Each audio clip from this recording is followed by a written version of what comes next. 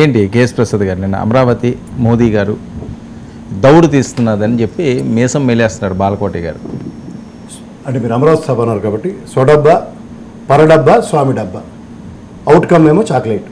ఎంతకన్నా ఇలా గతంలో నీళ్లు బట్టి ఈసారి పవన్ కళ్యాణ్ గారికి స్పెషలైజ్డ్ గిఫ్ట్ ఏంటంటే చాక్లెట్. అమరావతి ఉద్యమం నేత మా బాలకోట సోదరుడు మీసాలకు రంగు వేస్తే రంగు కరెక్ట్గా వేసావు. It's justified. ఎందుకు జస్టిఫైడ్ అంటే గౌరవ ముఖ్యమంత్రి గారు చంద్రబాబు నాయుడు గారి మీద గౌరవంతోనే ఒక విషయం చెప్తారు. ఇదే చంద్రబాబు నాయుడు గారు పోలవరం ముంపు మండలాల్ని రాష్ట్రంలో కలిపితేనే కానీ నేను ప్రమాణ స్వీకారం చేయనన్న చంద్రబాబు నాయుడు గారు ఇవాళ ఆ అమరావతి శాశ్వత రాజధానిని గజెట్ ఇస్తేనే కానీ నేను ప్రమాణ స్వీకారం చేయను అని చెప్పింది ఏమైనా ఉదాహరణ ఉందా?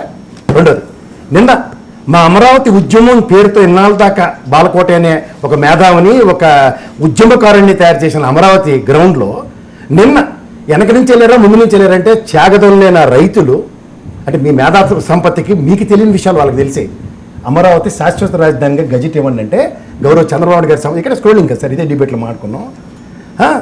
ఏమీ తెలియనట్టు ఈసారి వెళ్ళినప్పుడు నేను ఖచ్చితంగా ప్రధానమంత్రి గారితో చర్చిస్తాను.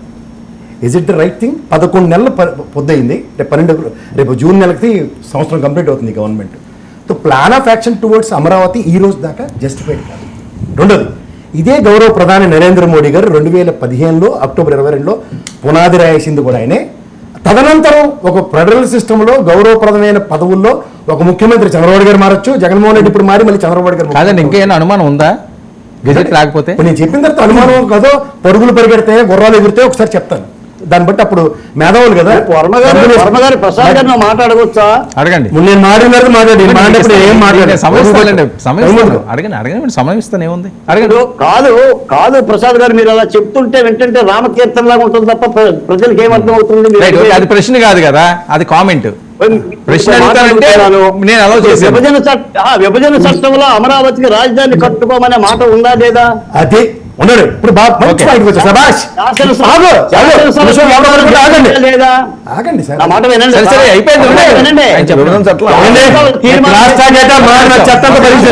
తీర్మానం చేసిందా లేదా? బాలకోటి గారు సిఆర్డీఏ యాక్ట్ పెట్టిందా లేదా? బాలకోటి గారు పోటీలు పెట్టారా లేదా? బాలకోటి గారు ఓకే నేను ఇస్తాను, ఆయన మాట్లాడు. మేధావులకు అర్థం అవ్వాలి కదా భాష, చెప్తున్నాను. అర్థమయ్యే భాష అంటే రాష్ట్ర విభజన మనం అడిగింది కాదు. కేంద్ర ప్రభుత్వంలో బీజేపీ కాంగ్రెస్ తీసుకున్న ఒక దాష్టిక దరిద్రగోటు నిర్ణయానికి మనం బలిపశువులు. ఇవాళ 34,000 ఎకరాలు ఇచ్చిన రైతు త్యాగదనులకి ఇవాళ అమరావతి శాశ్వత రాజధాని అన్న పదాన్ని నారాయణ కమిటీ డిసైడ్ చేసిందా, కృష్ణ కమిటీ డిసైడ్ చేసిందో అతను ఆన్సర్ చెప్పమనండి. టైం వచ్చినప్పుడు, ఇప్పుడు మధ్యలో దొరకు టైం వేస్ట్ చేయడం బాగా అలవాటు కదా. సడన్గా లేటెస్ట్ టెక్నాలజీతో ట్వీట్ లిస్ట్తో గజెట్ కూడా అన్నది ఆ ఛానల్లో కొత్తగా ఎత్తుకున్న నినాదానికి అనుగుణంగా మా బాలకోటే కూడా రంగేశాడు కదా, రంగులు మార్పు అంటారు దాన్ని. ఇది గమనించుకోండి. ఇక్కడ ఒక వాస్తవిక దగ్గరగా తీసుకొస్తే track record of Narendra Modi 2015 October 22న పునాది రాయి వేసిన తర్వాత మళ్ళీ పునాది రాయడానికి వెనక ముందు ఆలోచించకుండా మళ్ళీ ఎగేసుకుని వస్తున్నాడు. అలాగే 2015లో ఎన్సీఆర్ ఈస్ట్ ఎక్స్ప్రెస్ హైవేకి పునాదేసి మళ్ళీ 2017లో మళ్ళీ పునాదేసి అతి కష్టం 2018లో కంప్లీట్ చేయడానికి నానా తిప్పలపడి 2020కి జాతికి అంకితం చేశారు. ఇది ట్రాక్ రికార్డు. అలాగే యూపీలో పూర్వాంచల్ ఎక్స్ప్రెస్ హైవే కూడా 3 సార్లు శంకుస్థాపన చేసి 4వ అతి కష్టం. సంగతి చెప్పండి. ఇప్పుడు మనం అదే పరిస్థితి. ఇండియా అంతా ఎక్కడ తిరుగుతాం ఇప్పుడు ఇంత తక్కువ సమయంలో?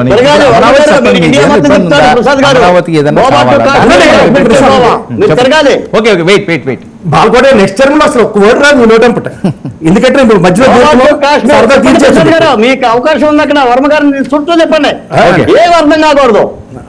అదే మీకు కావాల్సింది కదా. ఆ తప్పేల ఛానల్ అలవాటు అయిపోయింది భజన. ఒక ప్రధానమంత్రిని కూర్చునేదే తపాలా ఛానల్లో పుట్టిన తర్వాత పుట్టగతులు లేకుండా పోతామని తెలిసి బయటకు వచ్చాం. ఇది ప్రధానమంత్రిని అడిగి ధైర్యం అంటే.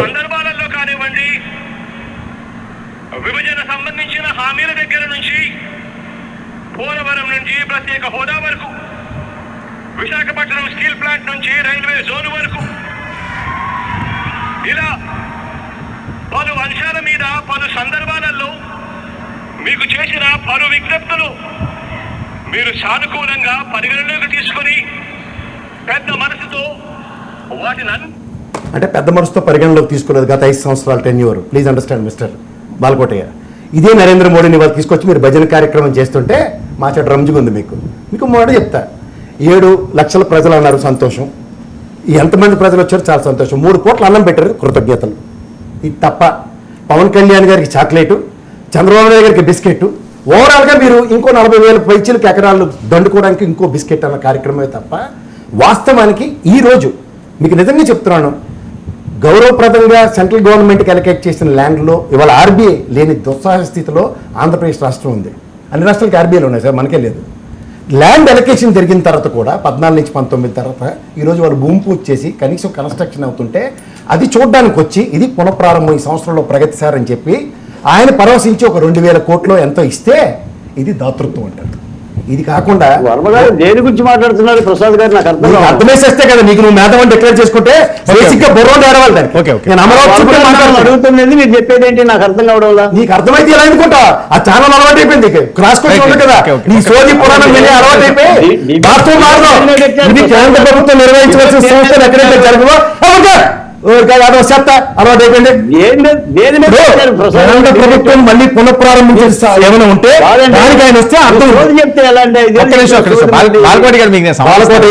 అమరావతి భరిస్తున్నారు వాళ్ళకి దండం పెట్టాలి. ఎందుకంటే నీ మొహాన్ని పక్కన ఇంట్లో పెట్టి వాళ్ళని కనుక్కొని వచ్చారు అమరావతికి శాశ్వత గజెట్ తెమ్మండి. నీకు అది కూడా తెలీదు ఎందుకు వస్తున్నావు డిబేట్ అలవాటు అయిపోయింది.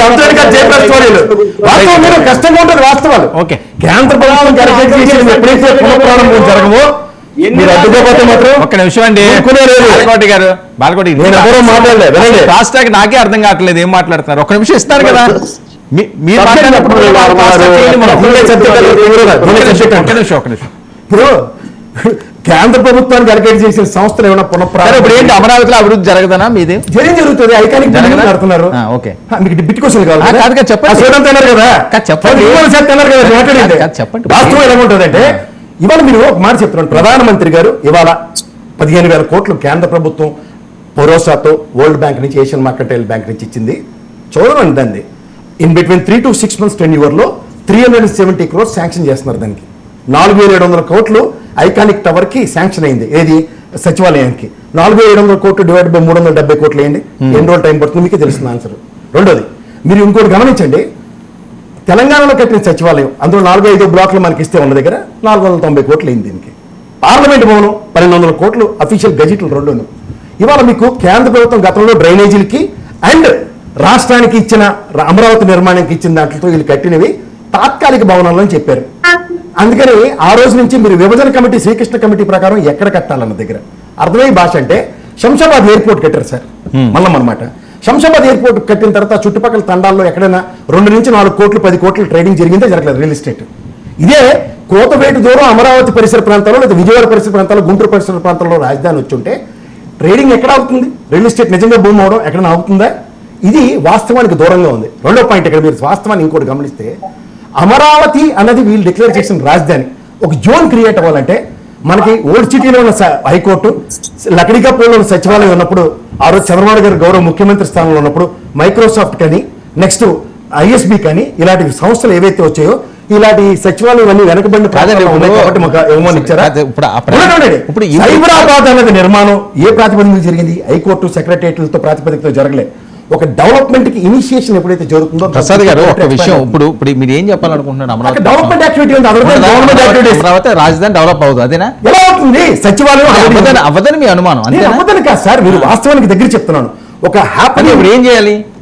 3 ప్రాంతాలా నినాదం అదే బెస్టా? మీకు ఇదే అర్థమవుతుందండి. కాదండి, అవ్వాలంటే ఏం చేయాలి? ఇండస్ట్రియలైజేషన్ జరగాల. ఒక ప్రాతిపదిక మీద అక్కడ డెవలప్మెంట్ మాడ్యూల్ ఏంటి అనేది ఇన్ఫ్రాస్ట్రక్చర్ సీడ్ క్యాపిటల్ రోడ్ ఇప్పుడు కంప్లీట్ అయింది. వాళ్ళకి నాలెడ్జ్ లేదనా?